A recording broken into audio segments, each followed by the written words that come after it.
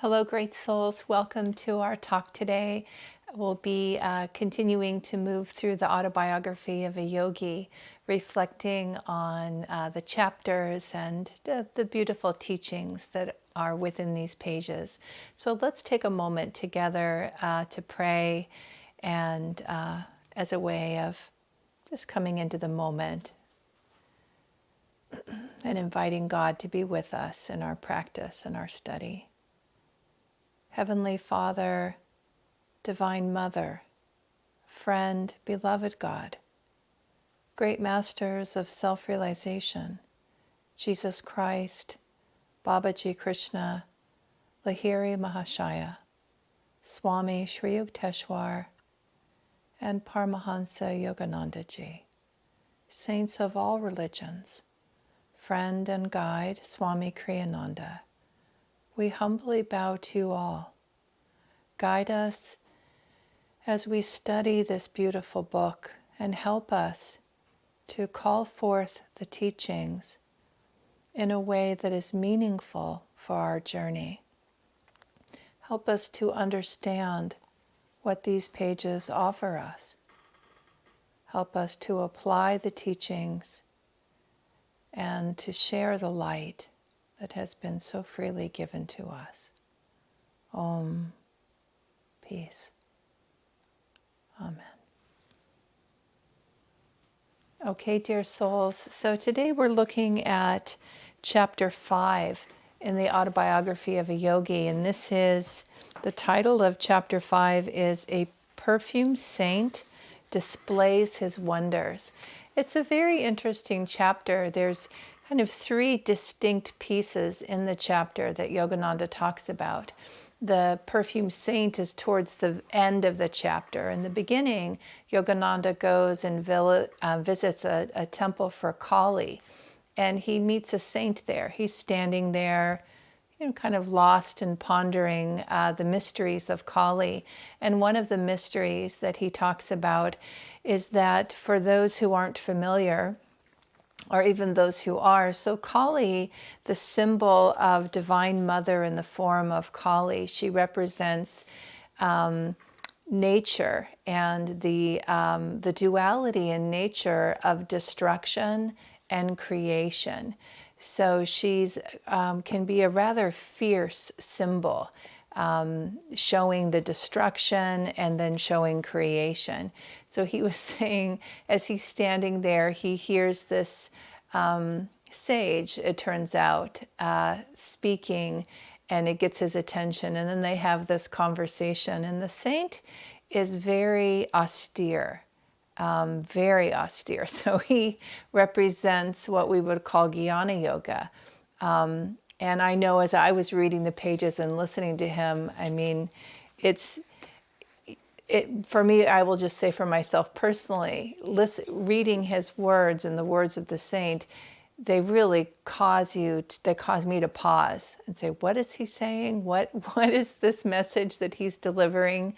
And ultimately, in his austerity, and so in the yamas and niyamas, tapasya is sometimes translated as austerity.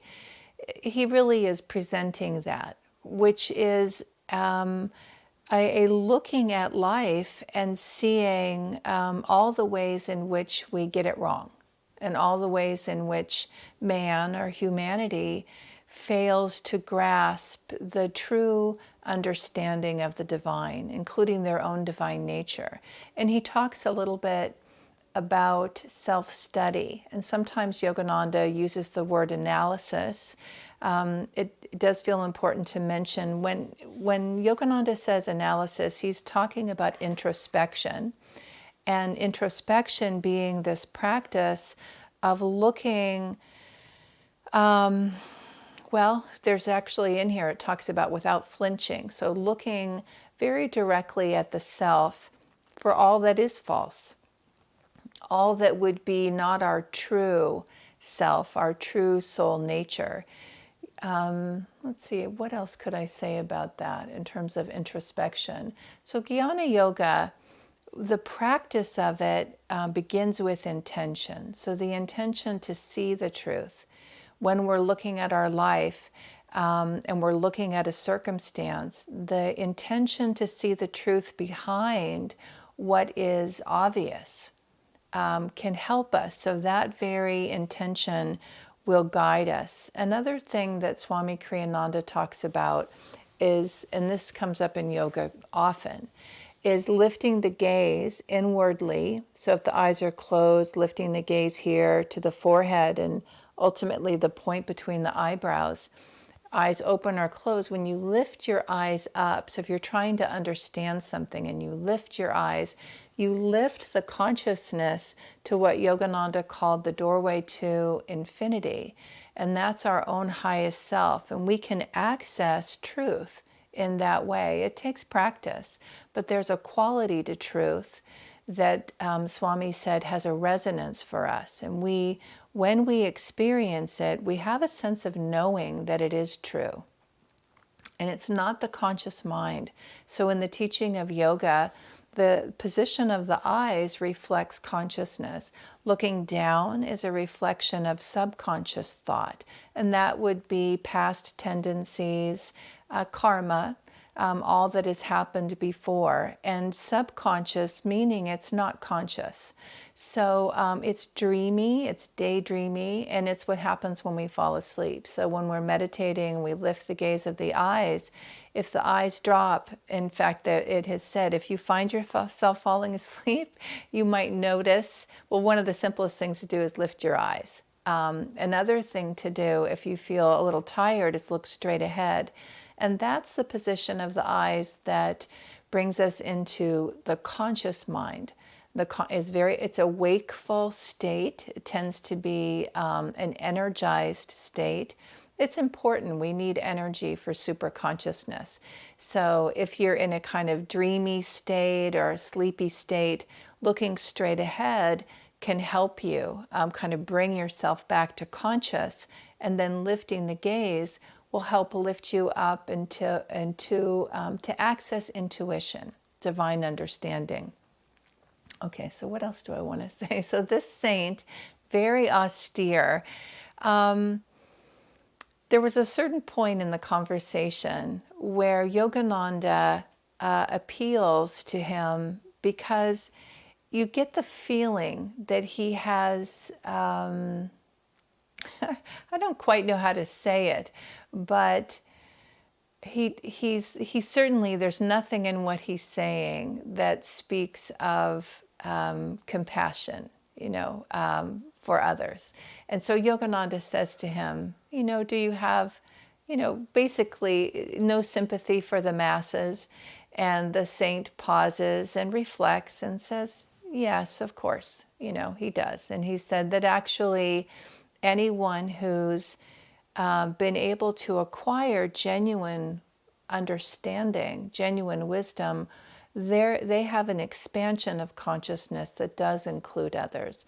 That's a very subtle point, but it's an important point. I remember Swami talking about cautioning when he talks about, so in Raja Yoga, in our text that Swami wrote, there's 3 paths to yoga. I'm talking about Jnana Yoga. So one of the things that Swamiji talked about, and all of his teachings are based on Yogananda's teachings. So really they're very much one and the same. If ever I'm talking about Swami, I'm really also talking about Yogananda. So Swami said that it's important, the teaching in Raja Yoga is that we learn to cultivate these 3 different paths of yoga practice. One is Jnana, and that's what this one sage is offering, which is self-study, introspection, and an unbiased way of looking at yourself and looking at life, right? Just looking for the truth, not getting whipped up by emotion. The downfall of Jnana Yoga, and this is what Yogananda, called forth in this yogi, is that so he didn't suffer from this, but it can happen with Jnana Yoga. We become so remote in our understanding that we become aloof and uncaring and cold. It is a pitfall of Jnana Yoga. So what balances that is bhakti. Bhakti Yoga balances that, and that is the path of devotion. Devotion, practicing loving God, and devotion, bhakti, is also a practice of finding things that awaken the heart's energy. So it's, Yogananda called it a divine romance, cultivating this way of relating to the divine in a very personal way. Now, the pitfall of bhakti yoga is too personal, too emotional and too personal. So you can be whipped up with emotion, but lose the discrimination and discernment that jnana offers. Those two balance each other, but there's a third, and that is karma yoga, and that's the practice of activity and learning how to use karma yoga. The teaching of karma yoga is a path of spiritual practice. So the idea is that I'll come back to intention again. So the activity being a practice of seva, or service to the divine, that ultimately we're practicing being a channel. So we tune into this, sometimes referred to as God as the doer. We're tuning into this flow of energy that is animating our body, that is animating us, that is the true power behind this physical body, this incarnation, the true power that illuminates and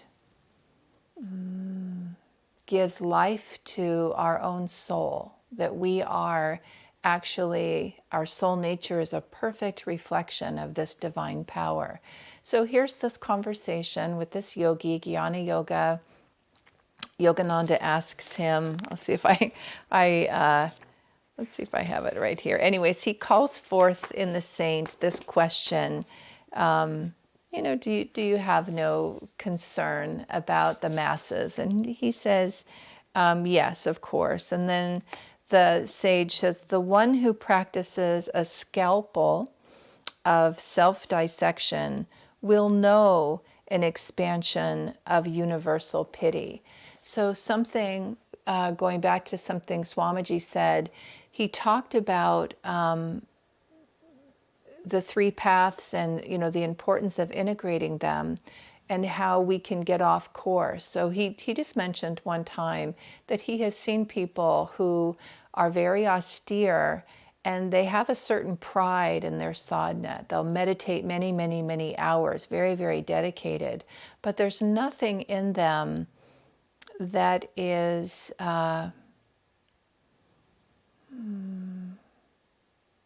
well, I guess I don't remember if he said it exactly in this way, but my takeaway from what he said is there's no light. So, it can become egoic. So it can look impressive, right? My spiritual practice, I could do it in a way, and this is true of all of the practices, that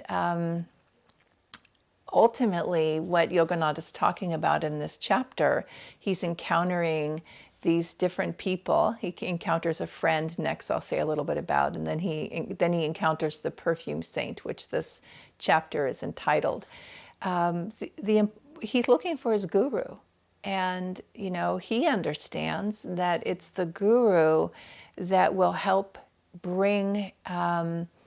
will secure his self-realization. It will bring him to enlightenment. And so his spiritual search is one in which he's sharing with us all these different things. So this time going through the autobiography, I'm just listening, right? Just as I did before, but I'm standing in a different perspective today. I know more about the teachings. So I'm just listening as I read, like, look at that teaching that's in there, right? Oh, he's talking about Jnana Yoga. And then I'm reminded of what Swamiji said. So Swamiji was cautioning. He said, be careful. Make sure that you are practicing all three of the practices of yoga, karma yoga, bhakti yoga, jnana yoga. And and draw upon the grace of a teacher in your life to help you understand what you're needing for balance. Because, introspection and self-study, that's actually a practice that requires, in my experience, refinement of skill. We teach this there's a course I co-teach of yoga and the 12 steps. And and we look at the yamas and niyamas. So both yoga and the 12 steps have a practice of looking at your life and taking an inventory. And part of the skill that's required is to do that without becoming, and again, this sage talks about it, where someone can be so focused on themselves, they don't expand in their consciousness, and they just go too inward in a way that instead of bringing enlightenment, it just keeps them focused on their own story and their own experience. And that's not the practice of introspection. So anyway, so here's the saint. He has this conversation. It's interesting for sure. And Yogananda, I love how in the story, the saint, he speaks to Yogananda first. Yogananda's standing there looking at the temple, and here this saint is drawn to him and speaks to him and shares all these teachings with him. And he has great respect for Yogananda. It's obvious that he does. Something else Swamiji said, and this is a teaching in yoga, he said about Yogananda that and this is a practice of divine teaching. There's a statement that God offers, never imposes. So there's this invitation, right? God invites and never imposes. So this is true of spiritual teachers. They will share when they sense receptivity, and they won't when they don't. They will not. So there's a story of after Yogananda does meet his guru, where he talks about he brings someone to talk with him, and Sri Yukteswar doesn't speak to him at all. And, there's this awkward discomfort of, well, now what do I do? And he understood. Sri Yukteswar said, that man had no receptivity. Why would you bring him to me? Right? I have nothing to say to him. So the fact that this sage comes and speaks to Yogananda, he perceives a true aspirant, a true truth seeker, and then shares with him. So, then there's this exchange, and the message that I would say the beauty is this idea of no, yes, of course, self-study expands our consciousness, and we do care about other people in our search, right? It's not true. Wisdom would not be wisdom if you don't have a sense of compassion for the world and a compassion for others and a sensitivity to them. So then, speaking of sensitivity, he goes on and he runs into a friend. And I'm chuckling because Yogananda has this delightful way of saying things. And he talks about this friend. And he said, I ran into an old acquaintance, one of those long-winded fellows whose conversational powers ignore time and embrace eternity. That is just such a delightful phrase. And it says so much about you just immediately get the sense that, oh no, he's run into someone, a companion who's long-winded and kind of captures him. He doesn't really want to be there. And then his friend says, I'll leave you briefly, I won't take up your time, but tell me everything you've done in the last 6 years. And Yogananda's saying, what a paradox, right? And it's just humorous. So it's also interesting because every word has an intention, I'm sure, to a certain extent. I have heard this. Yogananda actually said about the Mahabharata, like, we don't want to, I try to remember exactly how he said it, but, it's more important to look for themes than to get too focused on every word. So I hear that and receive that. And at the same time, it's filled with teachings. So there is something about, he is speaking to sensitivity, right? Like his friend is not sensitive to his needs at all. But interestingly, his friend, so then Yogananda appeals to Kali, his friend abruptly leaves, and then Yogananda starts to walk quickly and his friend comes back, but only for a moment, to tell him about the perfume saint. Like, oh, there's this perfume saint, you should go see him. And so Yogananda goes to see him and talks about it, right? And it's miraculous. So he ultimately says that this saint does have these powers. But what's very interesting in that exchange, and I love how Yogananda is challenging of the saint. So it's interesting that he's very challenging. Basically what he's saying to the saint is, why does this matter? Why is this important?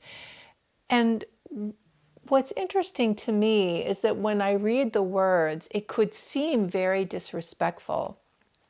But Yogananda's not disrespectful. He's not. So, and the saint doesn't hear it that way at all.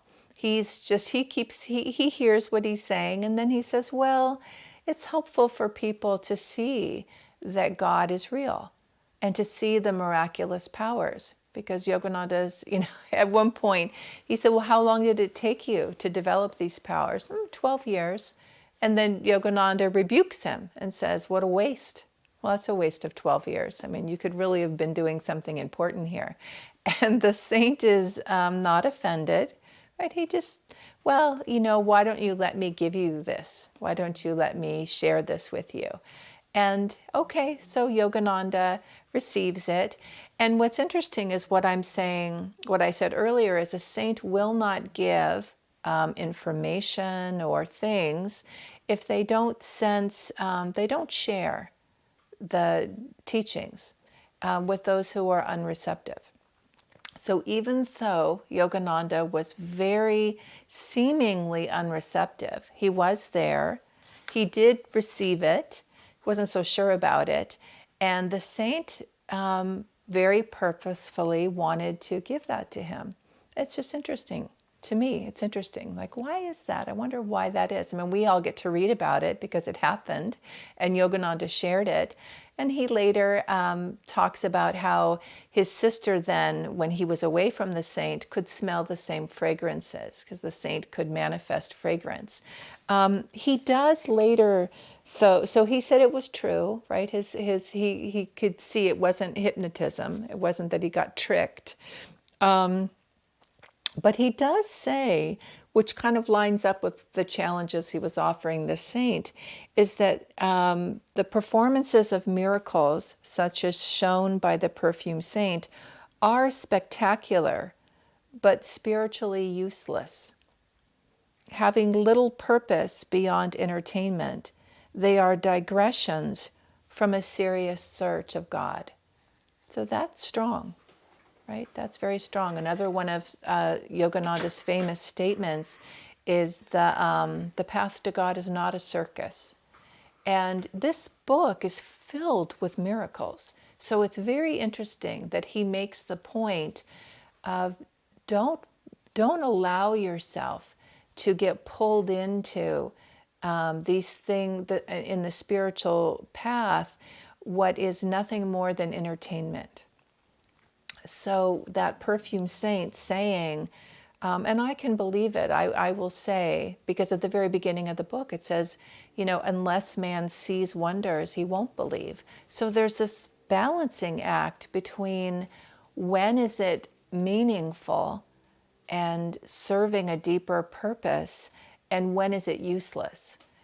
And this is so much, in my experience, the journey of the spiritual path is filled with paradox, that sometimes it's very important. Jesus' life was filled with miracles, right? He demonstrated them. But it wasn't enough for, I would say this. I'm going back to Swami's first interview with Yogananda, when Yogananda said, will you give me your unconditional obedience, right? He said to Swami, I give you my unconditional love. Will you give me your unconditional obedience? Which is really talking about disciple-guru relationship. Will you allow me to guide you to, in fact, be your guru? And Swamiji, even though he recognized Yogananda being who he was, a master, he got nervous. I mean, he just became uncomfortable and said, well, what if I don't agree with something that you say? Right? And then Yogananda said, I'll never ask anything of you that God does not ask me to ask. And that was enough for Swamiji. He recognized who Yogananda was, and that gave him a sense of confidence and faith that, yes, that would be true. You are a guru. You would never ask anything that isn't divinely guided. And you hear this in the teachings of Christ and in Yogananda's life. It's only God's will that a guru is ever doing. That's all they're ever doing. So miracles, when is it meaningful and when is it not? When it expands our consciousness, when it calls us to go deeper in our spiritual life, I always go back to the yamas and niyamas. So if I'm encountering a teaching or an experience or something that's miraculous, I mean, it just has everything about it, feels profound. I was in a class the other day and one of the students asked, what is grace?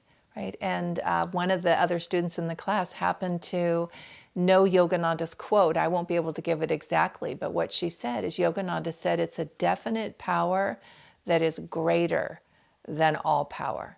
Right? And it's an experience of a definite power that is greater than all power. And this is what the group was talking about, these experiences of grace, where it's very clear it's more than you. You just know that something, and so this can happen with karma yoga. We practice God is the doer, God is the doer, and then there can be moments where you really feel it. You're certain of it, that, wow, I didn't do that.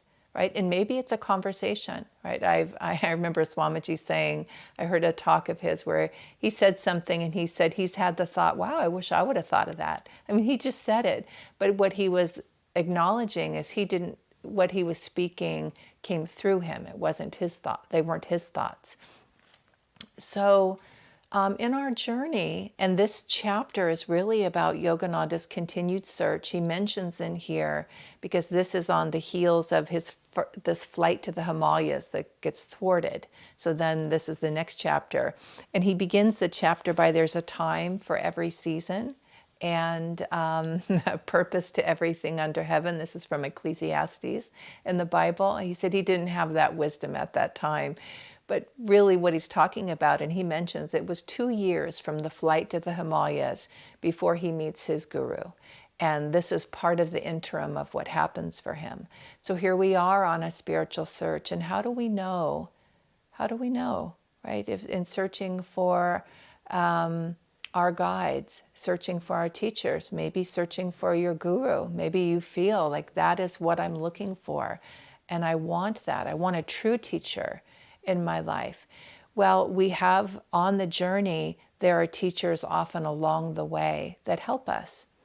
And they help us spiritually. And then ultimately we have, it's said in the teachings of yoga, that we have the receptivity to draw a guru.